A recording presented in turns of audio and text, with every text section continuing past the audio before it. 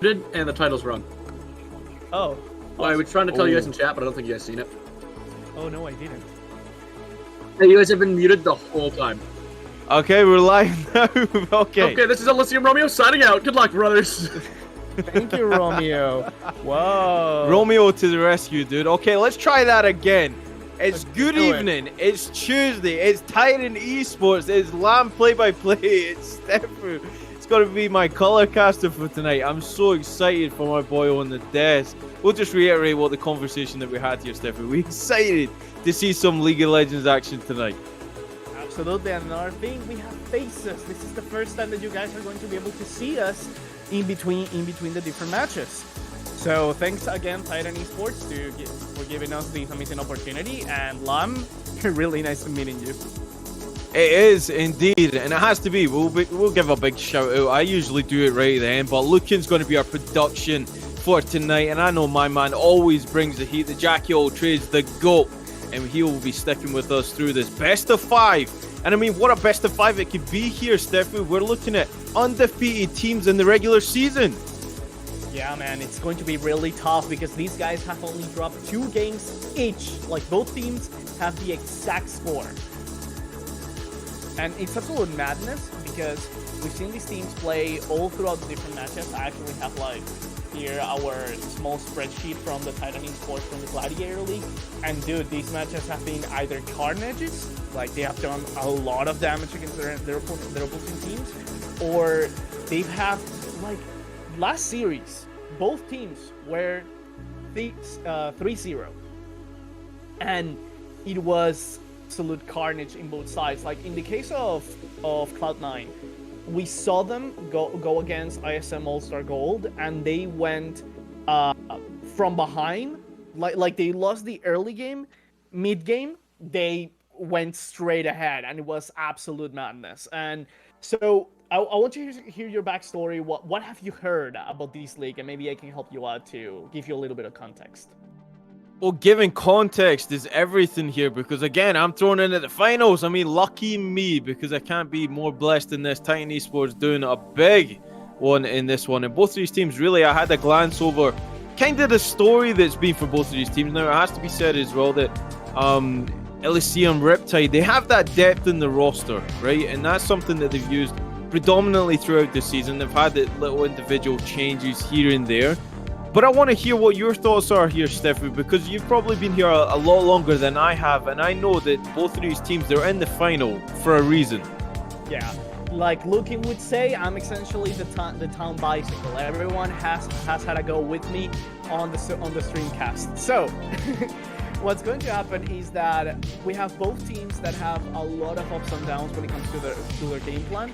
Last time that we were able to see Elysium Riptide on screen, they played an absolute insane 4th game where they were trying to get to the semifinals, where they essentially went Nasus jungle. They went a lot of like really insane picks. They went even Vayne top. It was absolute madness. The worst. Fun. It's a top laner. Vayne top is a big no-no. You don't want to see that, right? Absolutely, but it was so fun. And there was a really good performance. And during the games that went off stream, when they were against Iceborne, they actually they went like, it was so good watching them like go 3-0, because this is a team that has been really consistent. And they can definitely pull off like a lot of, like, one of the favorites is Romeo, which shoutouts to Romeo that came here to tell us that we were not being here on stream. Thank you, dude. Without you, we will be doomed. He's a cool, yeah. But the amazing thing was that he's a really consistent jungler that even though he doesn't pop off in the mechanical aspect of it, like he's not like I don't know, insecking, going Lee Sin, doing like these super complicated plays. No, he is where he needs to be at the right moment, and that's like all you want in a jungler, really. Right place, right time. I mean, it doesn't get any better than that. And if you've got that down, then you definitely have a recipe to win the game. But you've seen it kind of transitional. I guess the rest of the season is the same in this meta right now. There's multiple ways to win the game. Whether you want to play down through bot, right? That's obviously an option that has been Definitely seen it relatively reflected. But a lot of the times the synergy actually comes from the top in the jungle, and sometimes even the mid in the jungle, because these individual picks that you start to see come through, right? You definitely see solo carries in that top lane, the Camille, the Aurelia, the Fiora, like people like that who can literally grab the game by the scruff of the neck and say, we're going to win this regardless of the game state of how this is going to go. But the counter argument to that is not having the pressure into the bot side. You're giving over so much in terms of those objectives, right? Because the big trade that we see is usually the first dragon goes over to who has priority in that bot side, and then on the flip side of that, they go up and then they take the herald with the rotations that come through from that. And sometimes that's an even trade. But what you see snowball from that is you get consecutive dragon takes, which means it puts even more pressure on your team to try and react to this. And if you don't have strong going through bot, then that can definitely be something that can go against you. Absolutely. There's another thing that the guys over at Cloud9 are experts at, is playing from behind. They are absolute monsters, and they're sometimes really unexpected. And I'm really looking forward to seeing them do exactly what they did on the semifinals, because they lost 3 early games.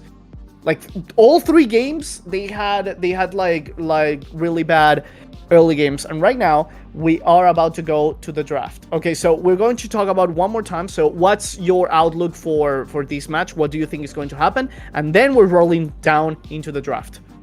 So predictions is not my strong point. It has to be said here, Steph. It's okay. You know, I'm very cursed when it comes to the caster day, so I tend to try and stay away from that to give both teams the best chance possible to actually win the game. But do you know what? Looking over both of these teams without a little bit bias, because Romeo is, you know, we go back, baby. I mean, we go back a couple of weeks, but it is still some time that we go back.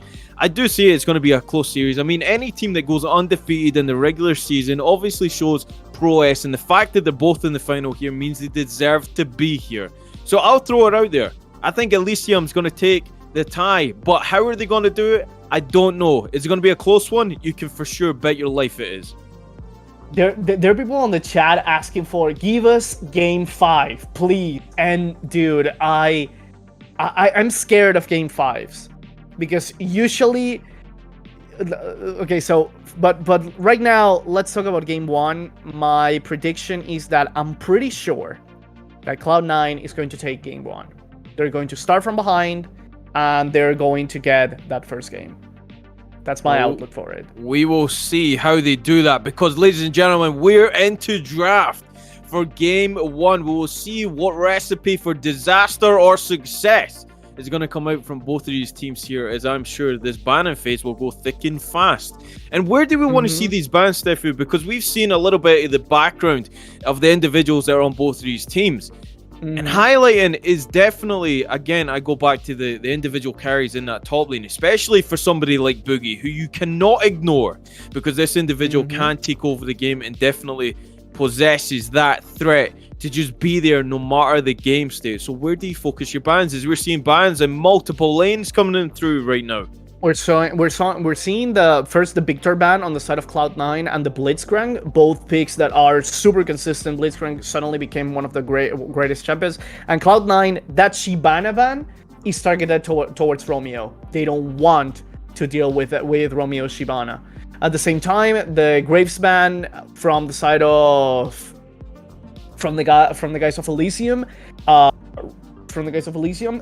is really good, because Keopon performs really well with Graves, but at the same time he had a really interesting performance last week when he went Kindred against ISM. So the bans right now feel that they are both targeted on one side, but they're looking to cripple some of the power picks on their side. I'm pretty sure that Romeo can still flex into like a Sejuani or something like that, but I'm really looking forward to see what Keopon can bring to the table in this jungle matchup. We're seeing the Seraphine pick, and I want you to cover the disgustness of Lucian Nami.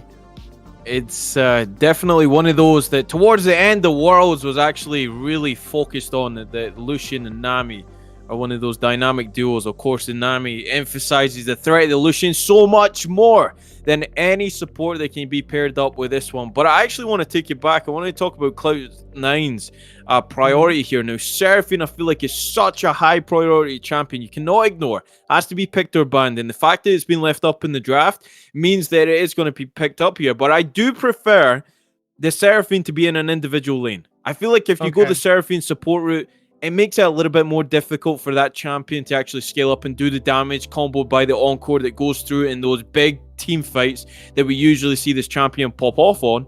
But the Amumu being locked in here, that's a little bit of flex going on there, because again, the Viego, they're leaving it all to the second phase here, Clout9, as they lock in a pretty ambitious first 3 picks. Absolutely. So at the same time, apparently Amumu is actually Senna. So we might be seeing the Seraphine Senna action in the bot side. Yeah, we've been tricked. But another thing is going to be the fact that Elysium is actually getting the Trundle. Trundle is also one of those picks that works fantastically, but it's better if the enemy team has a tank. So we'll need to keep a lookout on that, because you know what's scary? A Viego torn Trundle and a pillar under you.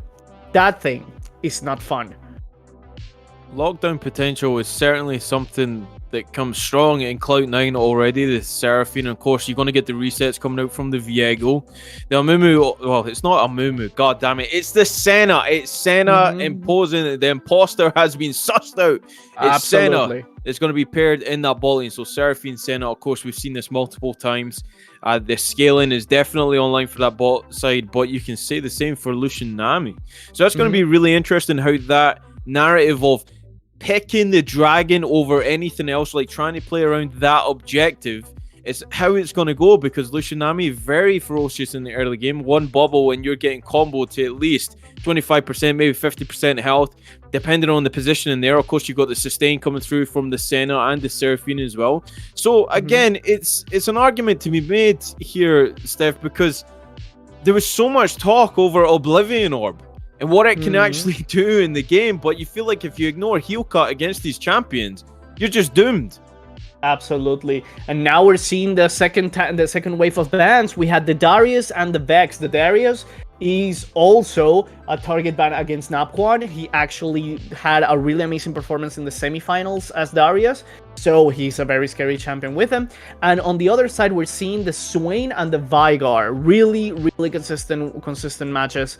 Consistent champions in the mid lane. They can do a lot of damage, and they are really well built for flat out. I forgot it. English. God damn it. I forgot English for disruption, mainly.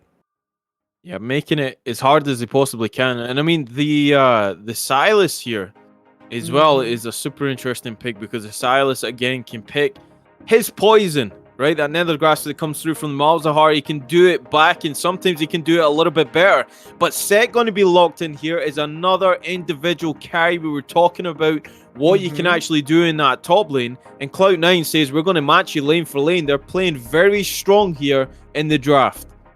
That Set pick is really interesting, and he can fight really well in certain situations. But right now, I'm really looking forward to the top lane, and it's going to be the Fiora. Wow. One of the very few champions that can make work of Set, but it needs to play perfectly. So right now, we are looking at this amazing draft, and I'm going to ask you straight up, my dude, who won this draft? I mean, I'm going to be a hypocrite here, but I think Clout9, I think they won it straight up. I mean, if the Senna can actually be anything in this game, if it doesn't go all Lucian Nami's way, I think that's going to spell really good things for them. Again, the Seraphine is going to scale up incredibly well. Having the Silas, the utility, everything that this champion can provide makes it even better for Viego in these team fights. Anybody goes low, Set jumping onto the backline with a showstopper as well, getting multiple people low, gives that ability, free license, baby. Go ahead and get that with a ticket or not. And you can bet your life that Viego will be jumping in and out with these team fights, trying to get as most resets as he can. But I have to say, like, it's an incredibly close draft, because on the other side of that, for Elysium, you see the Fiora, right? Fiora is one of those champions that just takes over the game. There's no doubt about it. You need to send multiple people to her in the mid to late game. And it makes it even more harder to try and prioritize anything over that, because that's that 1-3-1 that they could potentially do, even with the Malzahar holding it down in the mid, and where they send the Trundle, we don't know. There's so many win conditions across the board for these guys, but I do like Clout9's draft a little bit better, I have to say. Yeah. Another thing that actually makes me a little bit concerned for the Cloud9 pick is that the fasting Senna meta that we saw at the start of Worlds has definitely withered down during the past couple of weeks. Why do you think that is? Why do you think people have given up on this champion? People have started to notice how to play against it, and something that they figured out essentially is that if you miss those really important, like they already mentalized to not clump up, to avoid specific skill shots. They know what Seraphine does right now. So there has been like a lot of change into the meta, and it's not necessarily bad, the Senna Seraphine in lane in general, but you need to be very proactive. You need a lot of jungle assist because you're also very, very squishy. And on a damage heavy lane like is Lucian Nami, that can be so oppressive in the lane, it can be something really hard for them. So throwing in the Trundle there as well, on top of your point, like, what does the Trundle do for this composition to make Elysium come online here? And I mean, I'm playing devil's advocate here, right? I'm flipping and switching, and that's because I've got the caster curse, baby. The caster curse stays with me forever, no matter who I try and predict wins these games. I tell you. Yeah. So picking somebody to take the game one and then flipping it over in the draft, I mean, that evens out the stakes a little bit, but we'll see how that happens. But again, the Trundle, you say he's an enabler, so who is he going to path towards? Is he going to go towards that Lucian Nami? Try and get that Lucian ahead so that the snowball is well and truly online, or does he go up to the set against the Fiora? Because that matchup in itself is very tenacious and it's so micromanaged, because that set in the early game, you can get your Haymaker true damage off no problem if that parry is down from the Fiora, and it's very hard to dodge, but she does have a built-in dash that's on such a low cooldown. Absolutely. So the thing that I'm looking for now when it comes to just the pathing, it's going to be mainly, if you go to top lane, what you're trying is to enable Fiora to get fed early and throw Set under the bus. But that's not going to be like 100%, because Set is one of those champions that can come back from a really tough spot like instantaneously. So my safest bet is going to be to path into the bottom side, because Senna Seraphine is not necessarily mobile, and if he's able to get away from the roots and stuff like that, there's an almost guaranteed burning flashes or straight up a kill in the very first 4 levels of bot lane. I'm pretty sure that's going to happen. That would be like on paper what should happen. And that's like Trundle in a nutshell as well, right? I mean, you have that ability to place that pillar. If you place it correctly, it's going to burn a summoner. It has to. Otherwise, the threat of dying is so much more, and there's so much at stake for both of these teams that you just can't take that chance. But I'm going to bring you back to the central point of probably what will be pretty eccentric action between the Sylas and the Malzahar. Now, Malzahar is one of those champions that in the early game, the mana is a little bit against. You do have those void bugs that come out to help you try and clear the wave. Will we see any action there? You think the Trundle will opt to go into the Malzahar, especially at level 6? I'm not sure, and I'm going to explain why, because I'm pretty sure Malzahar is a very, you could say, safe lane. And what he does is that in the late game, he enables to take out specific targets with the ultimate. But another thing that he does, at least all the way from level 1 to level 7, is going to be poking with Q, but just throwing the malicious visions and staying away from the lane, like farming at a distance. He needs a lot of vision control, so control wards and warding at the specific moment is going to be really, really necessary, and stuff like that. So, like in my opinion, at this very moment, the match in the mid lane is going to be very safe heavy, and the only way that Malzahar loses this is due to roams from both bot on top lane and a lot of jungle presence in the mid lane.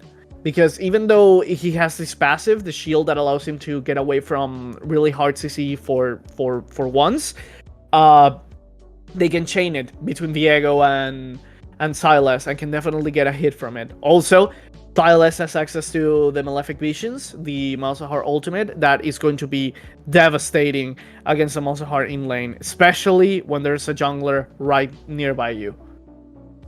So having to keep tabs on the jungler, that's going to be something that is so, it's so rewarding for the opposing team if you're keeping track of that, right? How good is your intelligence when it comes to pathing through the jungle? Now, of course, for both of these guys going into this game, they certainly hold that intelligence. So trying to suss each other out, I expect